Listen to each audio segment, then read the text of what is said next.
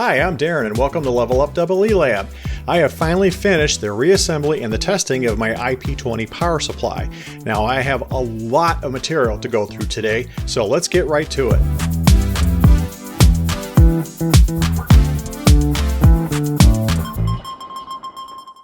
I have finished the mechanical construction of my IP-20 power supply and it turned out really nice. I am quite happy with these results. So to catch you up from the last episode, I have installed the fan and it's on a piece of 1mm thick aluminum sheet that slides into the rails on those 3D printed brackets that I showed before. And then there's two acrylic panels on the front and the back, one here and one right here, and then another one on top that's made from 1mm thick acrylic sheet stock. And this technique actually worked very well. Since these are just rectangular shapes, all I needed to do was score these with a sharp utility knife, bend it back on itself, and it snaps and get a nice clean cut that way. And then they just drop right in. Now making holes in that stuff, well, that's a little trickier. I needed to make two holes here for these two screws. The stuff is so thin it doesn't want to drill properly, so it's a little tricky to try to get a hole in there.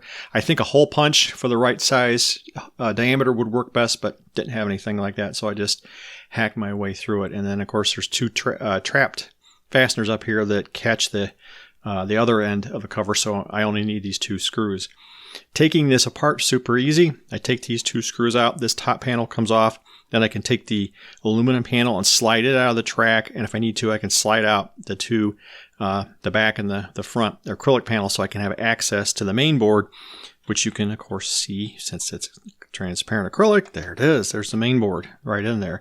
So I think this idea is going to work really well because the fan is going to pressurize the inside of this box with the kind of forced convection, and the only escape route for the air is on the sides here around the fin. So I think that's going to aid the heat transfer quite a bit. As far as the wiring goes, I made it as neat and orderly as I could. It just wasn't worth the time and the effort here to make a laced harness like I did on my DX60 a while back. That probably had about twice as much wiring, maybe 3 times as much. So having a dedicated professionally tied up harness made a lot of sense there, but not so much here. So that's the mechanical construction. Now the rest of this episode is going to cover the performance results and does it or does it not meet my expectations. But before I can get into talking about the data, I first need to talk about a few more mistakes that I discovered and what I did about them. So let's jump over to the schematics and the block diagram. Here's the latest main board schematic. Now, it includes the two fixes that I talked about in the prior episode. The first one is actually not visible directly on the schematic. It was the wrong pinout assignments for Q1, which required fixing the footprint. But the second fix is right here. It required moving R1 from the wiper side of RV1 to the ground side of RV1. Pretty simple fix. It was just a basic design mistake that I made and I didn't catch it until I started testing out the circuit. Fix number 3 is right over here. It's on the low side of the TLV 431 and R26. They both now go to ground, whereas before they connected over here between R14 and R20. Remember that these components provide a constant 10 milliamp load on the LM317 to help keep it within its regulated range. The problem with the original circuit was that 10 milliamp continuous current flowed to ground through R20 and R39, which are the sense resistors used by the current limiting op amp to monitor load current. So that caused the inverting input to U1 to be biased up by 10 millivolts. Now for the larger current ranges, that 10 milliamps of current really didn't matter, but for the lowest range, the 50 milliamp range, that 10 milliamp bias prevented me from setting the load current above 40 milliamps. So that's not good. That wouldn't work. The fix on the schematic was super simple, but fixing the board, well, that was a bit of a hack. I used a Dremel bit to carve out a new island for the low side terminals of R26 and the TLV 431. Then I bodged in a jumper wire to connect that new island to the ground plane. It's a bit ugly, but it works just fine and is mechanically strong enough. If I ever spin another board, I'll fix it better than that. And here on the rectifier board, I removed these two 1 ohm resistors and replaced them with just jumper wires. Now I put those in there originally to help limit the inrush current into the caps, but they ended up causing too much voltage drop. I just couldn't afford it in my budget.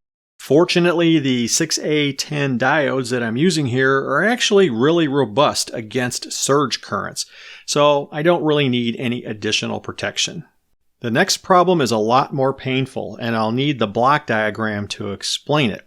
It has to do with where I sense the load current. Now, on the original Heathkit schematic, the sense resistor network here on switch CR1 was after the rectifiers but before the regulator section. The downside was the Heathkit regulator stage drew about 2 milliamps of current, even with no load connected, which had to be subtracted from whatever the meter was displaying. Pretty small, but in my case, my regulator design draws a lot more, around 15 milliamps. There's 10 milliamps for that load circuit I just mentioned a moment ago, plus about 5 milliamps for the rest. So 15 milliamps is a huge chunk out of 50 milliamps. So I moved CR1 to here on the output, which means that the 15 milliamps won't pass through it, and my meter will read a true 0 amps with no load connected. Brilliant, right? Well, I forgot the fact that this lovely CR1 resistor network causes about 150 millivolts of voltage drop at max current, and that's true at each of the 4 current ranges. So putting it here absolutely destroys the load regulation performance. I'm trying to hit 15 millivolts or better if I can, so having to eat 10 times that before even including my regulator circuit is just awful. Yeah, that was a stupid idea. So I gotta move it to before the regulator circuit and just accept for now that I'm gonna have 15 milliamps of offset on the meter. I've got some ideas for fixing this long term, but for now I'm just gonna live with it and move on. And lastly, I had to make some changes to where I assigned the secondary windings on the transformer. During testing, I found there was more voltage drop on my rectifier board than my model predicted, which caused the LM317 to start dropping out on some of the max voltages. No big deal, I just pulled in the green-black winding and shifted several down to the next lowest voltage range. Originally, I was being really aggressive to try to limit heat dissipation, but based on the data I've collected, I am still fine. Alright, that's enough background. Let's get into making some measurements. And the first thing I want to do is very simple. I just want to check that the adjustable voltage circuit is working correctly. So if you recall, there's 10 coarse settings and then a fine control that lets you adjust within 5 volts of each of those ranges. And I want to check several things here. First of all, am I getting the correct raw voltage coming from the rectifier board into the main board? And then check the regulated output voltage at the extremes of the fine control, make sure that's okay. And then I also want to check test points number 3 and number 4. Those will be the inputs into the overload limiter op amp. Make sure those are within expectations. And then lastly, check that the constant load circuit from the TLV431 and the TIP31C pass transistor is in fact drawing around 10 milliamps so that I've got the LM317 properly loaded. I can check that easy enough by just measuring the voltage drop across resistor R26, then divide that voltage value by 120 ohms to get the current. The setup is very simple. I only need 1 meter. I just need to move the connections around, and I've taken the lid off the top of the structure temporarily so I can actually get to all the test points on the circuit very easily. And I had put those little wire structures on there so I could put on clip leads and make this a heck of a lot easier and not have to hold probes on there. So I've taken the time to collect the data off screen, mostly because of the fan noise. So it's kind of annoying in the background. So I went through the various ranges, check it at the max value, check it at the min value, and then compile all the results into a table. So let's take a look at that now as I shut this off completely so it's not too loud anymore. And here's what the results look like. So the raw voltages are running about 8 to 10% below my calculations. I think there's just that much more voltage drop in the actual hardware than I thought there would be. The regulated voltages look just fine. At the higher voltages, I am coming up a few tenths of a volt short of full range, which I could probably fix by tweaking my resistor network, which I might do later, but for right now, it's just fine.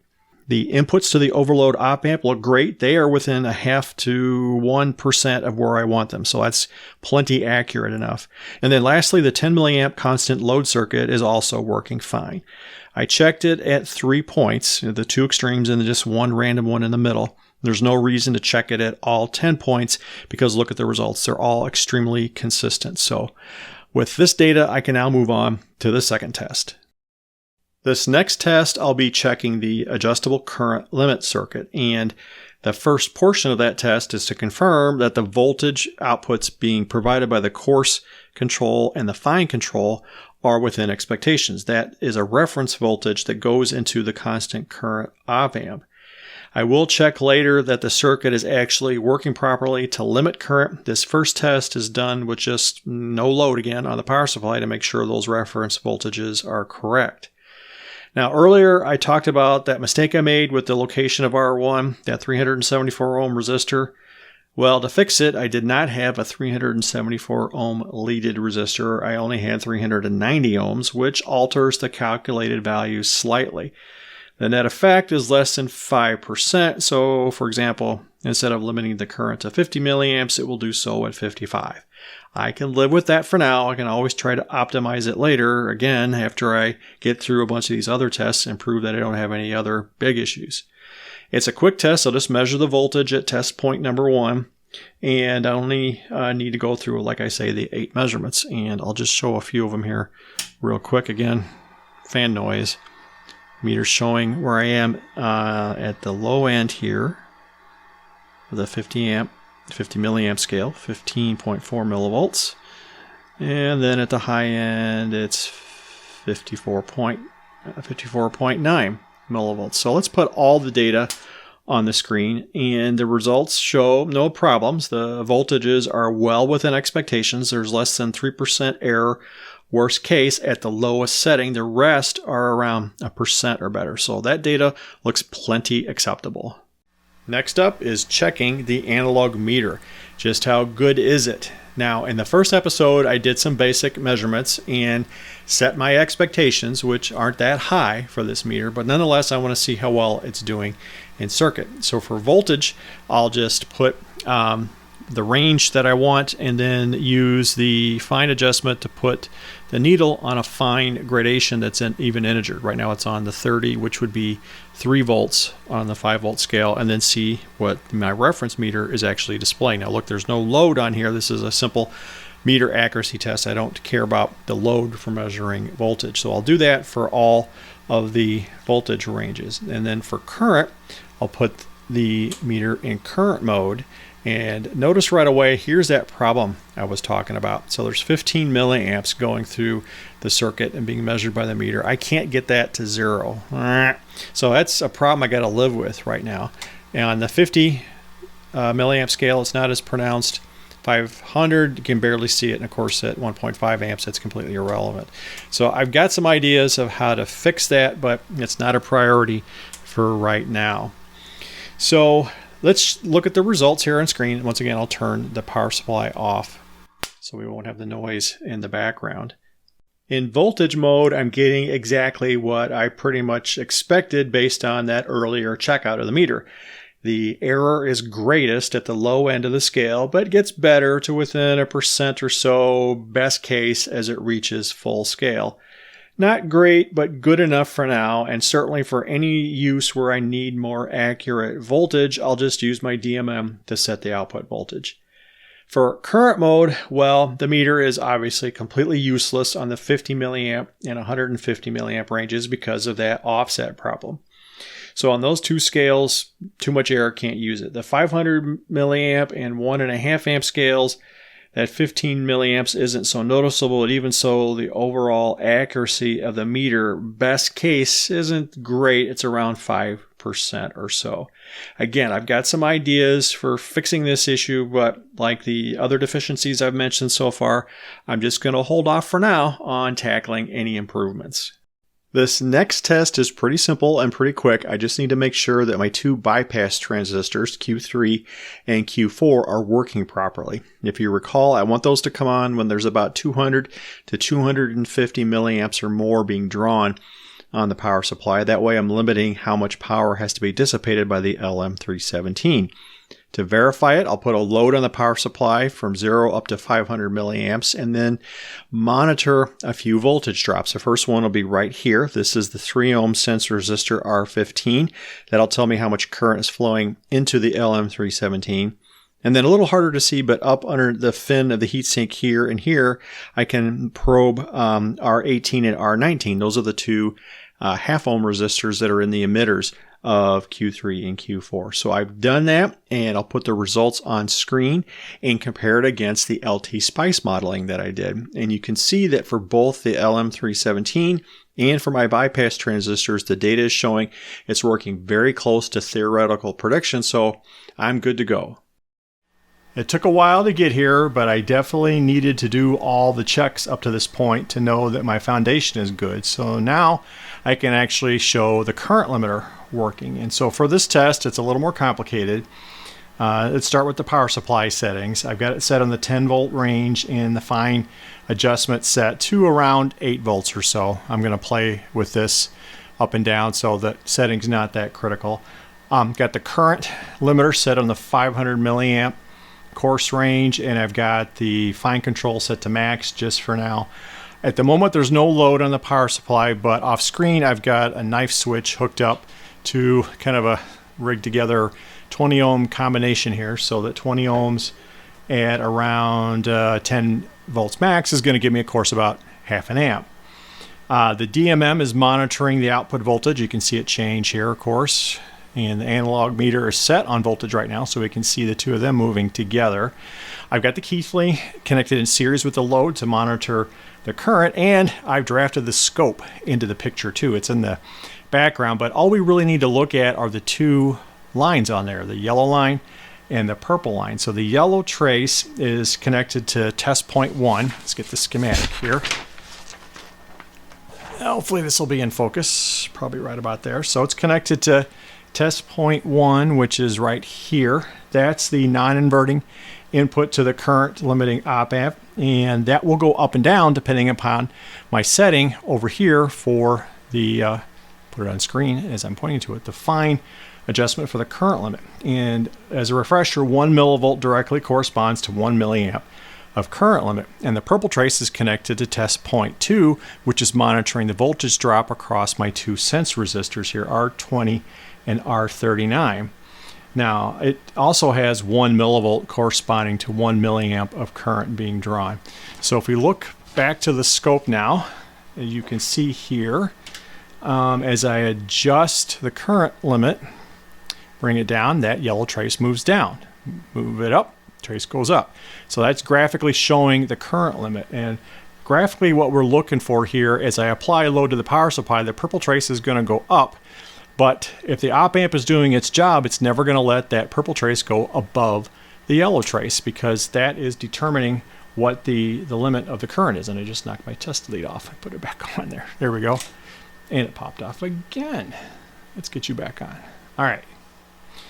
So that's what we're going to be looking for graphically as I play around with the voltage and the current settings here. So I'm going to demonstrate it two ways. First, with the voltage control fixed, and then I'm going to decrease the current limit control, and we'll see the yellow trace move down, and when it reaches the purple trace, that's going to limit the current, and then both are going to continue to move together downward. And the second way I'm going to demonstrate it is use the voltage control to increase the voltage and bring up the current draw, which will raise that purple line until it hits the yellow line, and it'll also hit the current limit that way.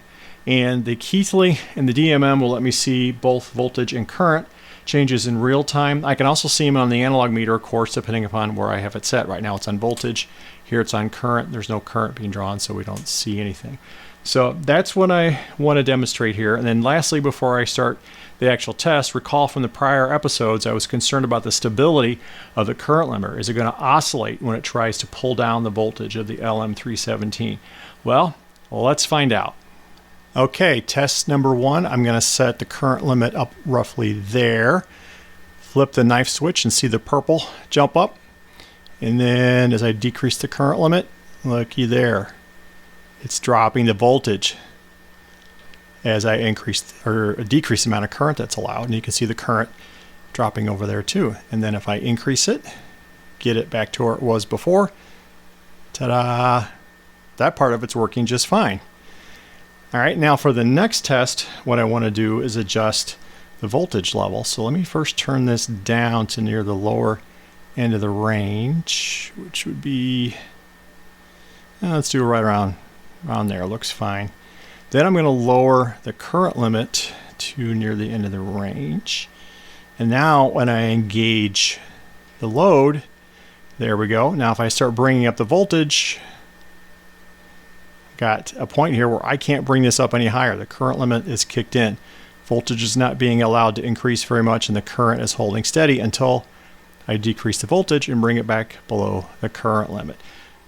So that looks pretty good, but I'd also like to know what happens at high speed. In other words, when I apply the load quickly, do I have any signs of instability in that control loop? So I've changed the setup slightly. I've taken away the DMM and the Heathkit. I don't need those for this next test, and I've only got one oscilloscope probe hooked up. It's right across the output voltage. And what I'm going to do here is, again, using that knife switch, just very quickly apply the load and see if I can capture at higher speed the transient effect on the output voltage. Now, to do this test most appropriately, I would need an electronic load tester that could apply a very low inductance load in a matter of microseconds. And even more ideally, I'd have a VNA that could look at that signal that I'm about to capture and determine what the phase margin is. But I think there's a lot to learn here just graphically from the scope display. Now, one thing I have to do is set the scope to single shot and try to capture that current effect, that load effect on the output voltage. So let me do this. Now, I did play around off screen to get the trigger set up, but let me try to capture one signal here. There, that looks pretty good. So again, that's the output voltage, and you can see that it starts out steady and then it drops and it stabilizes. So let me take a screenshot of this and put it on full screen so I can examine it more closely. So this is a very interesting curve. It takes just under 3 milliseconds for the voltage to fall off along this portion. And I suspect that's just the 100 microfarad output smoothing cap discharging. Then after that, it undershoots slightly, and the op amp in this region is probably now backing off on just how much it's clamping the LM317. So there's a little bit of stair-stepping until it finally reaches stability. And the whole cycle is completed in about 4 milliseconds, and that time does vary with just how far it needs to drop the voltage.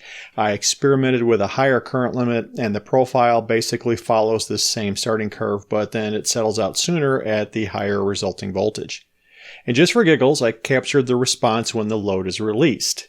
It's a nice smooth curve back up to the regulated voltage. There's no oscillation, there's no overshoot, and it's basically just showing, I think, the recharging of that same output smoothing cap. And this little wiggle here over on the left is likely just contact bounce on this exact measurement. It's not repetitive on other ones that I made. So all in all, these results look really good, and there's nothing alarming here. Next up, I want to check the ripple and the noise. Now, this is not a particularly difficult quantity to measure, but it is easy to measure it incorrectly and get worse looking results than actually exist. You can use a pretty generic scope. My Siglent is just fine. What I don't have though is a good connection. Right? You can kind of see off camera I've got the probe connected right at the power supply regulated output. And I'm using just a regular 1x probe, or I'm using my probe on 1x mode, I should say. That's not ideal. I should put the probe with a coaxial connection at the output, but I do not have the hardware to do that. So the results I'm seeing, they're not great. They probably are better, but at least it's telling me something. So here's what I see. I've got this setup still on 10 volts. I got the same 20 ohm load, and what you can see in the background is with the load disconnected, and if I apply the load, you can see the scope pattern barely changes. Of course, it jumps a little bit when the load is applied and removed, but there's no huge visible difference between loaded and unloaded. I'll take that for what it's worth. If you drill a little deeper and look at it quantitatively, it's showing me 10 millivolts peak to peak and about 1.5 millivolts RMS.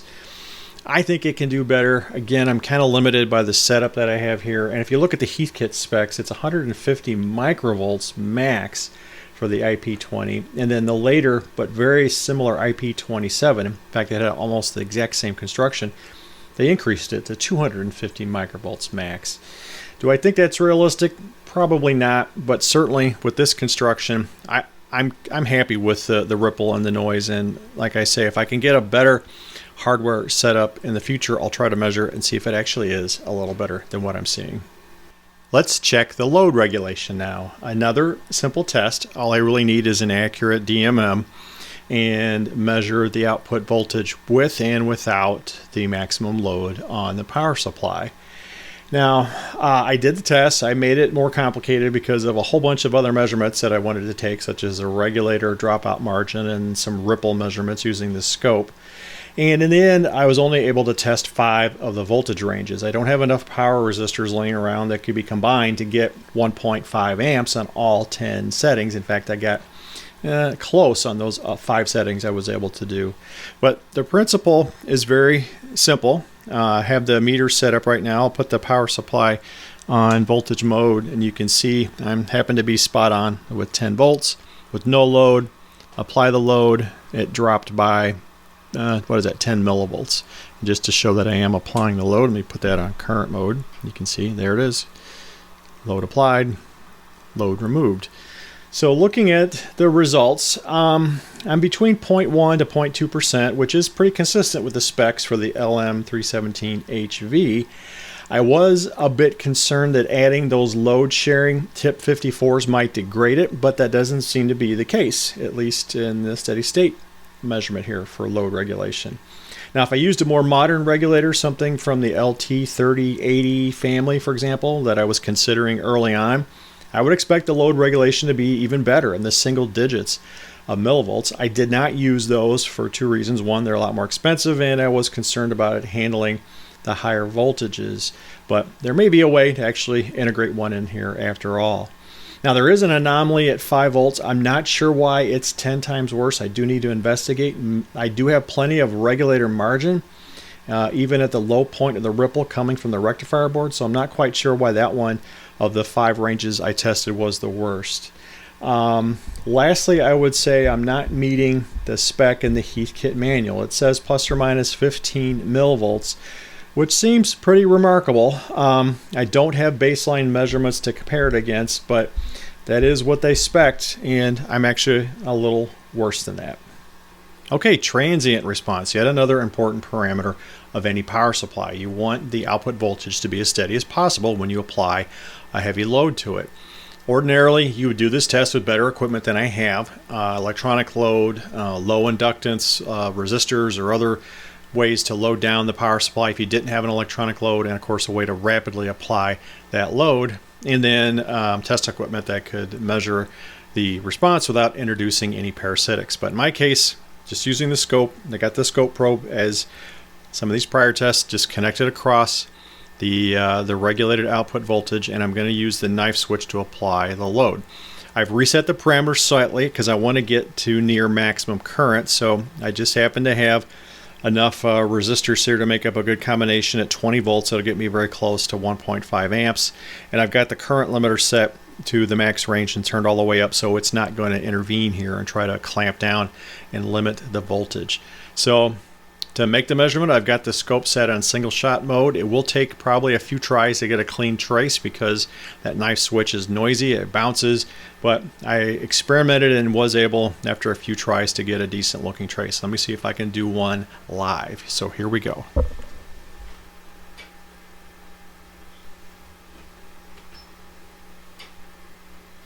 No, keep trying. There, that one's not too bad. That actually looks pretty decent. There's very little noise there. So I'm going to take a screenshot of that so we can look at it more closely. So on the image, the time base is 500 microseconds per division and the vertical is 500 millivolts per division. So looking at this to scale now, it recovers to within, let's say, 100 millivolts in just over 1 millisecond, maybe 1.2 milliseconds. And there's no ringing or oscillation, so that's good. Now, looking at the Heathkit spec, it's just 25 microseconds max, which doesn't help much because there's no parameters of how that was measured, but even so, 25 microseconds seems a bit absurd compared to modern lab power supplies unless you're going to spend a small fortune. So not quite sure if that was realistic, but the bottom line is I'm not seeing anything alarming here with my data. Finally, it's time for the last test I'm going to do in this episode, and that's to confirm that the overload limiter is working correctly. Now, recall that I designed that portion of the circuit to disconnect the DC voltage to the regulators if the regulated output were to drop more than 20 volts below the raw DC coming out of the rectifier board into the regulator board. The current limiter, of course, is going to try to drop the output voltage down to near zero if it needs to limit a near short circuit or a heavy overload in the power supply, but unfortunately that would cause an overheating problem for the LM317 and the TIP54 bypass transistors. They just can't dissipate that much power. The 20 volts comes from calculations that I did that shows that that's a reasonable compromise to limit the heating of those devices and still provide enough headroom for the current limiter to work. So this demo I'm going to do here, I've got the power supply set on the 15 volt range and the current limiter set at 500 milliamps, and I'm going to dial it down here as we watch a couple of voltages. The DMM is showing the raw DC coming off the rectifier board into the regulator stage, and then the Keithley over here is showing just the regulated output voltage. Right now there's around a 13 volt difference between them, give or take. That's normal with no load. When I connect the load, we'll see things change here. The raw voltage is going to drop a bit because of the internal resistances in the rectifier board and so on. And then, of course, the output voltage over here is going to be dropping. If I can get my finger on screen. Is going to be dropping as the overload limiter kicks in. And what's going to happen as soon as there's a 20 volt difference between these two, that overload protection relay is going to open up. So let's see it work. Put the power supply on current mode and then engage the load, and now I'm going to start decreasing the limit here. You can see the output voltage is dropping and we're getting close to, there we are, 5 volt difference, and the more I dial it down, the harder it tries to limit it. So very interesting. Why is the relay clicking? Why doesn't it just go open circuit? Well, let's go to the schematic and I'll explain. Here's the portion of the schematic that controls the overload limiting relay. Now, I explained how this works back in episode number 5, so I'm not going to go through it in detail here again. But I made yet another mistake when I detailed out this schematic. And as it turns out, however, that mistake actually makes the feature work better. Here's what I mean. All of these resistors right here are scaling VRAW and VREG such that when the difference between VRAW and VREG exceeds 20 volts, the output of this op amp will go high, which causes Q5 to conduct and pull in the relay, which in turn interrupts the power to VRAW. That shuts down the regulators and causes VREG to start falling, saving the power transistors from burning out. What I originally intended was to keep the voltage right here at the top of R34 always connected to the raw voltage ahead of the relay contacts. But here's the mistake. I accidentally connected it to after the contacts. So that makes the voltage at the top of R34 fall simultaneously as VREG is falling at the top of R22. At this point, it's a race to ground for both of them. However, because of the offset voltage coming from the R37 and R38 divider, the voltage at the inverting input will never drop below 864 millivolts. And VRAW certainly can drop below that. And once it does, the op-amp output will go back to low, shutting off Q5 and the relay, thereby resetting the power supply.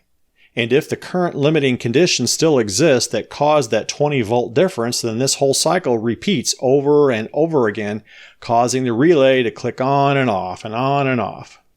Here's a scope capture of what I mean. I set up the power supply and actually measured the phenomena. The purple trace is the scaled VREG voltage and the yellow one is the scaled VRAW. Now see how the scaled VREG was falling right until it hits the scaled VRAW. Then the relay opens, both voltages fall rapidly, but right here the VREG is hitting that 860 millivolt floor, give or take, and then the scaled VRAW falls below it. Op-amp output goes low, relay de-energizes, and it takes a few milliseconds for the contacts to close again right here, and then the voltages go right back up again. If I want to restore my original intent, there's a couple ways to fix it. I could reroute the top of R34 to connect over here. That way it would always have the raw voltage. The other way is to enable a feature that I already built in. I included a spot right here for a jumper. Now, including a jumper here makes the relay coil stay energized once it is energized. Turning off Q5 won't turn off the relay. Either solution would then require the user to flip the toggle switch on the front panel to drop the relay power and thus reset the power supply. But actually, I kind of prefer the way it's working now. It's basically an automatic overload protection with an audible and visual warning that doesn't require any intervention. Now, it certainly would be bad if it were left to click away indefinitely, but I don't see me using this power supply that way. So, I'm going to leave it as it is. Wow, that was a lot of content to go through, so I hope you guys did enjoy this deep dive I did over the past several months on a pretty simple and pretty plain linear power supply. A good $10 Hamfest find and turning it back into something that's useful to have around any electronics lab. And it fills a nice gap I had in my other power supplies. I didn't have anything that could go to that high of voltage and that high of current. So, as always, I hope you guys are enjoying everything you see here in my channel. And until next time, bye for now.